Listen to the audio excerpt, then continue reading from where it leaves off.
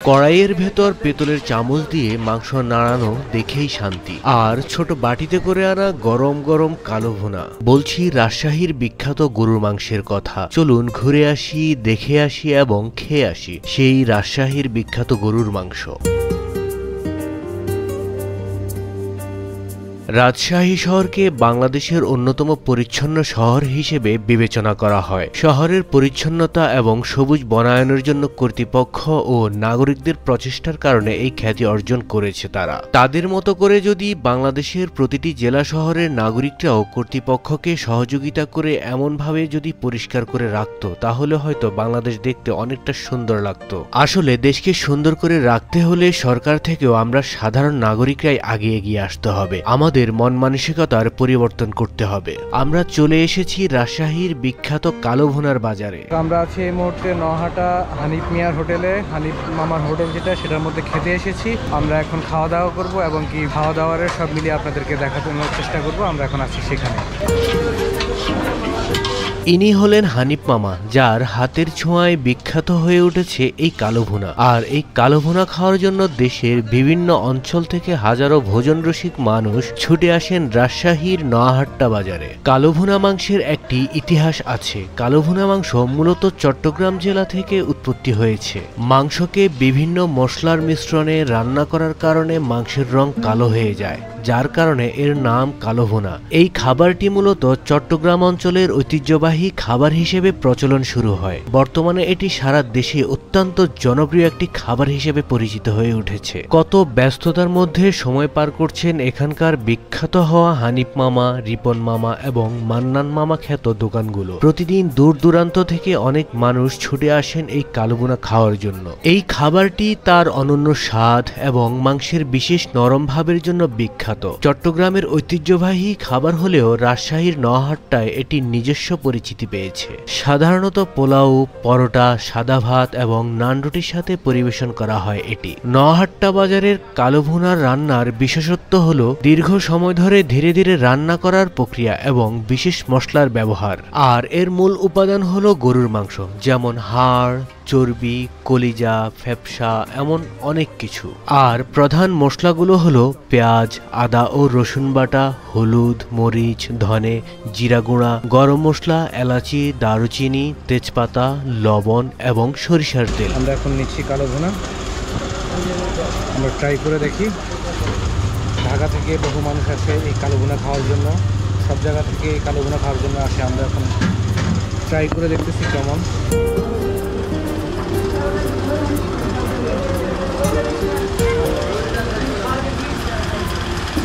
খাবারের টেস্ট কেমন?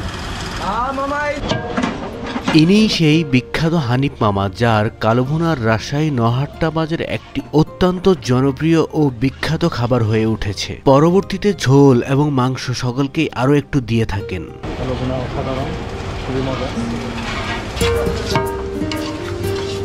এখানের মাংসগুলো যখন বাটিতে তোলা হয় তখন চামচ কিংবা পাতিলের ঝনঝনানির শব্দটাই অন্যরকম লাগে, যা যে কোনো খাবার প্রেমীকে আরো উত্তেজিত করে তুলতে পারে। একেই বলে ব্যবসায়িক টেকনিক।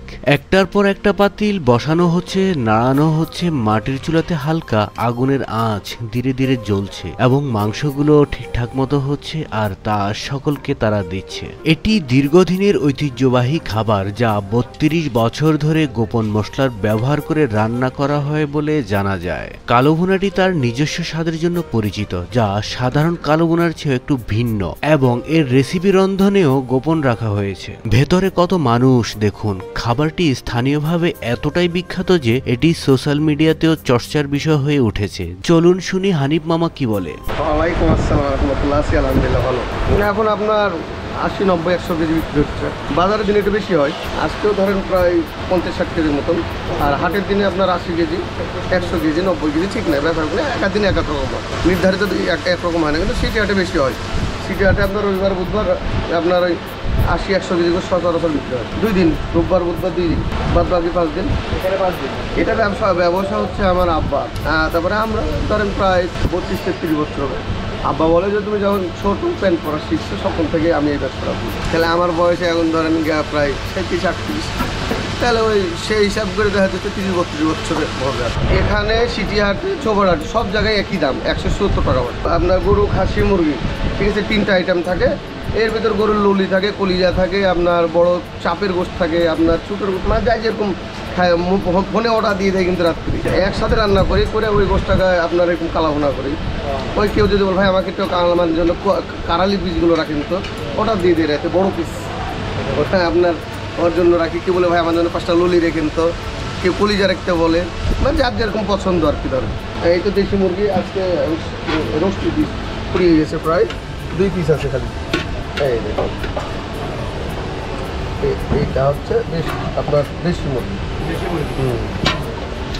কিনি আমরা এখন, একদম টাটকা এখান থেকে কিনি, এখানেই সবাই। সোমবার বৃহস্পতিবার হচ্ছে আপনার হলো হাটের দিন, তা বাদে অন হাটের দিন 7 দিনই চলে। বৃষ্টির জন্য খালি কাস্টমার নেই, দেখলেন আমরা যখন এই গোটা দোকান লুট ছিল কাস্টমারের। বৃষ্টির কারণে আসতে পারি, মানুষ আটকা পড়ে গেছে। আপনি মোটরটা দিয়ে দিলাম, ঠিক আছে। এই হলো বিখ্যাত রিপন মামার হোটেল, যার হোটেলের সামনে চুলোর মধ্যে বসানো হয়েছে লাল ভুনা এবং কালো ভুনা। বাবুর্চি সাহেব খুব সুন্দরভাবে লাল ভুনা এবং কালো ভুনা রান্না করে যাচ্ছেন, আর হোটেলের ভেতরে অনেক মানুষ খাওয়ার জন্য দাঁড়িয়ে আছেন। এভাবেই চলছে এখানকার বিখ্যাত কালো ভুনার হোটেলগুলো। রাজশাহী অঞ্চলের সকল বাজারগুলোতেই দেখা মেলে এভাবেই গরুর মাংস রান্না করে বিক্রি করা হয়। আর দিনে দিনে সকল জায়গাতে এই কালো ভুনা যেমন রাজশাহীর নাম তুলে এনেছে, তেমনি ভাবে সকল জায়গাতে তা জনপ্রিয় হয়ে উঠেছে। এই বাজারটি প্রতি সপ্তাহে 2 দিন করে হলেও এই হোটেলগুলো চলে প্রতিদিনই। তাদের গরুর মাংসের স্বাদের আয়োজন বলে কথা। প্রতিদিনই দূর দূরান্ত থেকে অনেক মানুষ এখানে খেতে আসেন, কারণ এখানে সকল বিখ্যাত হোটেলগুলো, তাই হয়তো তাদের খাবার খাওয়ার জন্য সকলেই ছুটে আসেন।